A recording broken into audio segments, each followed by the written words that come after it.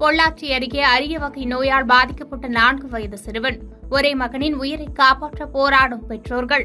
கோவை மாவட்டம் பொள்ளாச்சி அடுத்த செம்மனாம்பதி கிராமத்தைச் சேர்ந்த தம்பதியர் விஜய், திவ்யா.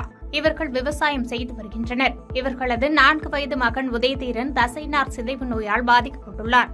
5 வயதுக்கு மேல் இந்த நோயின் பாதிப்பு அதிக அளவில் காணப்படும் என்பதால் இந்தியாவில் இந்த நோய்க்கு உயிர்காக்கும் மருந்து இல்லை என்று மருத்துவர்கள் தெரிவித்துள்ளனர். துபாயில் இந்த நோய்க்கு அமெரிக்கா மருந்து பயன்படுத்தி ஒருவரின் உயிரை காப்பாற்றியது தெரிந்து பெற்றோர்கள் துபாயில் உள்ள அந்த மருத்துவமனைக்கு சென்று தன் மகனுக்கு மருத்துவ பரிசோதனை நடத்தினர். இதில் நோயால் பாதிக்கப்பட்ட அந்த சிறுவனுக்கு மருந்தை செலுத்த அந்த நிறுவனம் ஒப்புதல் அளித்துள்ளது. இந்த நிலையில் மருந்தின் விலை 24 கோடியே 20 லட்சம் ரூபாய் எனவும் இந்த மருந்தை தன் மகனுக்கு 5 வயது நெருங்குவதற்குள் செலுத்த வேண்டும் என்று மருத்துவர்கள் கூறிய நிலையில் மகனின் உயிரை காப்பாற்ற மருத்துவ அறிக்கையோடு மருத்துவமனைகள் மற்றும் தன்னார்வ தொண்டு நிறுவனங்களை இளம் தம்பதி நாடி அலைந்து வருகின்றனர்.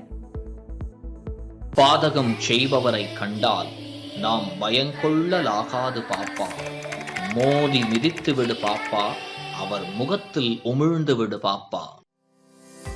அண்மை செய்திகளை உடனுக்குடன் தெரிந்து கொள்ள இணைந்திருங்கள் இயம்நாடு தொலைக்காட்சியுடன்.